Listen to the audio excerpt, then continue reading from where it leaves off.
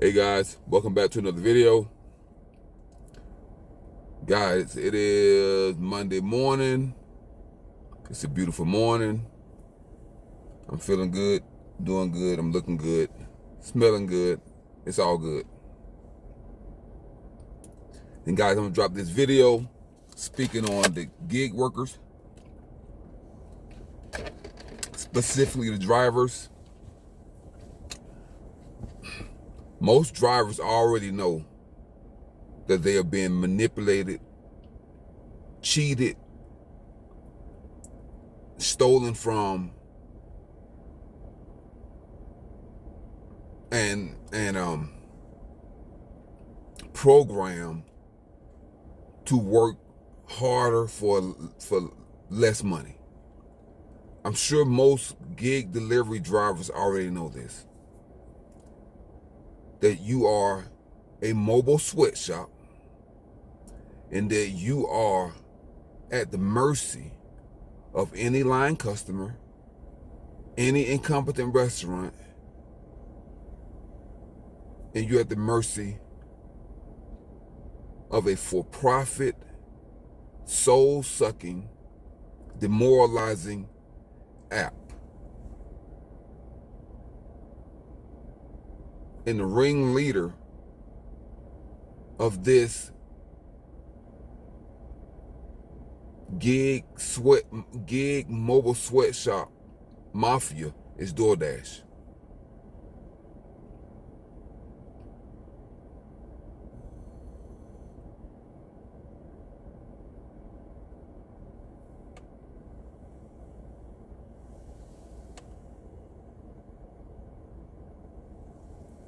DoorDash is the ringleader.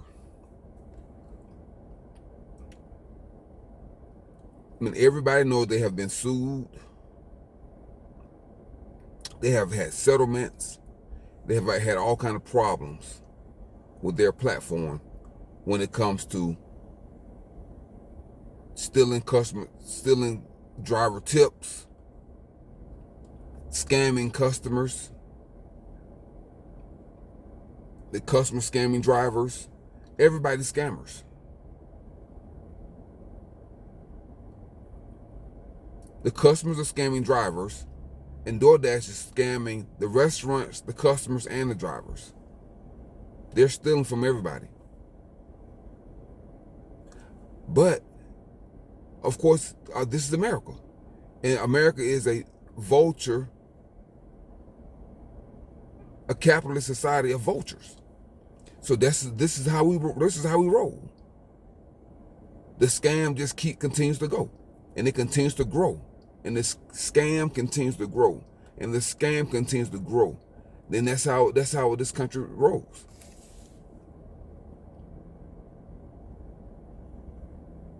And the scam just gets so big that people just accept it. And they continue to participate in the system that, well, they don't have to participate in the system. People don't have to order DoorDash and get scammed. Restaurants don't have to use DoorDash and get scammed. Drivers don't have to work for DoorDash and get scammed. But we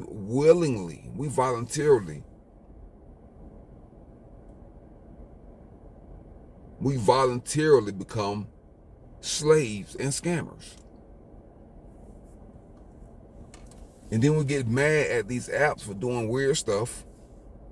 We get upset with them. We know that they're scammy, crooked apps, but we still get upset with them. We know that a lot of the customers are scam,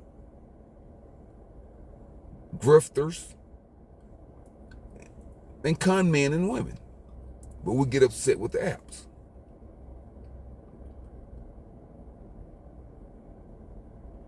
And the apps know DoorDash and the rest of these gig apps, they know that you have a lot of shenanigans that's going on with these apps. So check this out, guys.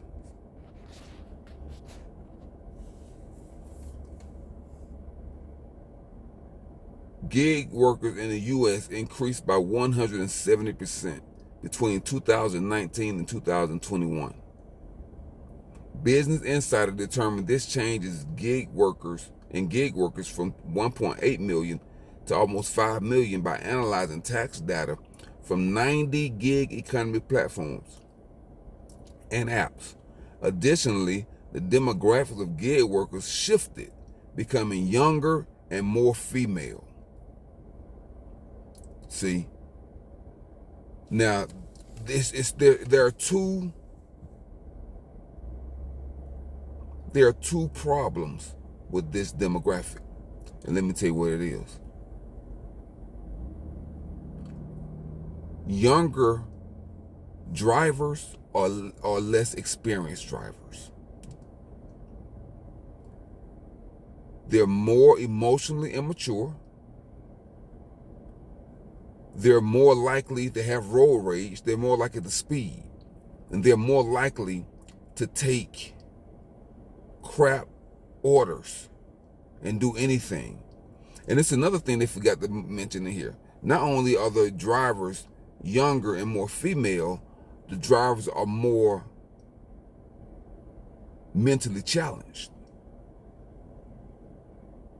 A lot of these drivers out here are clowns. They straight up goofballs. And that's why they'll take a $2 order 20 miles. Because DoorDash knows who to take advantage of. They're taking advantage of drivers that are mentally challenged. And I'm not like degrading those drivers because they have to make money also. I'm saying DoorDash is taking advantage of them. And DoorDash knows that these drivers are not good at making the best decision. And then they use these fear tactics and these scare tactics with these numbers. Completion rate, acceptance rate, and then you got to deal with the customer. The customer get to rate you as a driver. All you're doing is dropping the food off. But the customer don't rate UPS drivers. The customer doesn't rate the post office drivers. The customer don't rate the FedEx drivers. The customers don't rate the DHL drivers. The customers don't rate the employees inside the store. The customers don't rate the cashier in the grocery store. Customers don't rate the customers don't rate the Amazon driver. I'm sure I'll take it back. There is some kind of little rating system inside Amazon app. There is some kind of rating system. But for the most part, delivery drivers are not rated.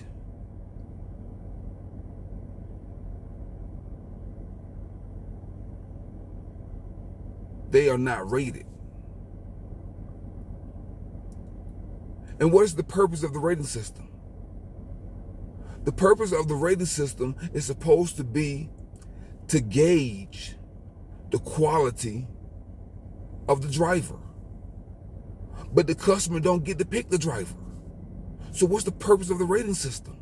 The rating system is designed to manipulate you, to make you more compliant, to make you more obedient.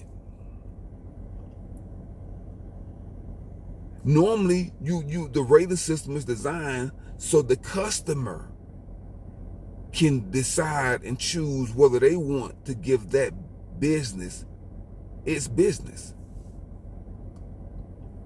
So when you look at Amazon, when you look at a pair of shoes or a watch or whatever, you look at the rating to check the quality of the item. Does it meet the standards that you're expecting?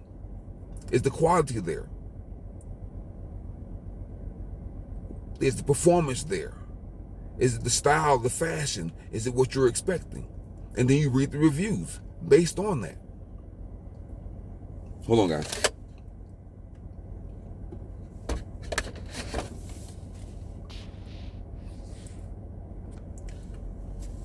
Based on that. So if you're in the gig if you're in the gig economy, the customer, if they're ordering something, they should be able to pick the driver. But they can't, because the driver's not always available. So the DoorDash send any driver. It doesn't matter what his rating is. So what's the point of the rating system?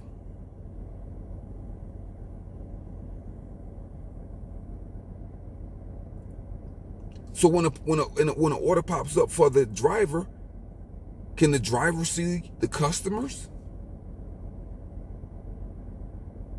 ratings? When you're on Uber, when a ride request pops up, you can see that rider's rating. And if that rider has a 4.5 rating, you don't want to pick them up. And they can see our rating on Uber. If the Uber driver has a low rating, the customer can cancel the order. For any reason. They can cancel the order because they don't like your name. They don't like your profile picture. They don't like your gender.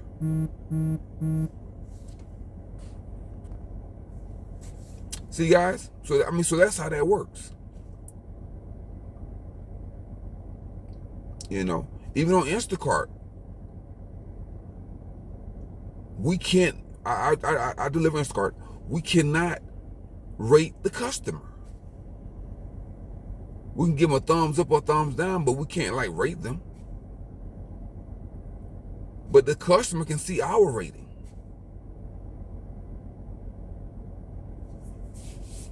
So, you know, so the rating system makes no sense. But these companies, all they're doing is manipulating and mind controlling and programming these drivers to be unskilled, laborious, slave, wage workers. Take a look at this, guys. In 2022, 1 in 7 gig workers earned below the federal minimum wage of $7.25 per hour. 49% of gig workers in the U.S. earn under $50,000 a year. Under $50,000 a year. All right, let's take a look at this. Let me see if I can zoom in on this. Nearly half of them, 49%, make less than $50,000 annually, and about 28% fall into the income range of $50,000 to $99,000, while 23% earn between $100,000 and $4 million yearly from their gig work. Now, gig work, guys, is not just delivery. Gig work is any work on a platform. So lawyers can do gig work, nurses can do gig work, doctors can do gig work on the platform. That's any kind of gig work. Writing articles for Medium, that's gig work. Airbnb, that's gig work. So it's any type of work that's on a platform. Doing Rover, dog sitting, that's gig work. WAG, that's gig work. So all that is considered gig work. Being a maid or cleaning houses, that's gig work. You have gig work on TaskRabbit, Thumbtack, Craigslist. All that is considered gig work. Anything that's performed on an app, customer to contractor to customer work. So anyway, guys, that's all I really have to say. You know, speaking on that, let me do a recap. So, the gig economy is going to get more and more saturated. Fewer and fewer employees or contractors or gig workers are going to have insurance. The gig economy is going to become more and more unstable and unreliable. And the reason that is because the customer is going to get screwed more and more as the fees and the prices get higher and higher. And it's just going to become a service-based economy where the rich people will be served by the poor people. Insurance rates are going to go higher and higher in this kind of economy because more vehicles are going to be on the road. The cost of vehicle and maintenance will get higher and higher because more vehicles are going to be on the road.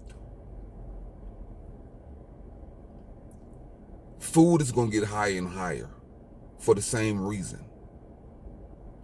Restaurant food is going to get higher and higher for the same reason. See, so the government is going to have to raise the interest rate.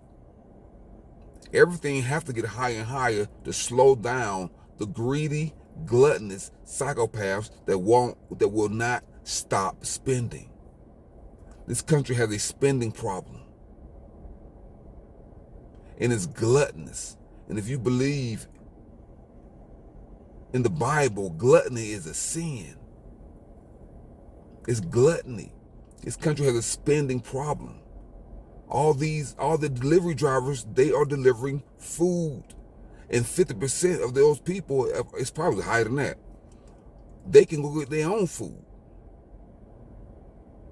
But we are raising a country full of lazy, lethargic crybabies. They want to have the other food delivered to them perfectly every freaking day, all day. This is just a country full of bombs.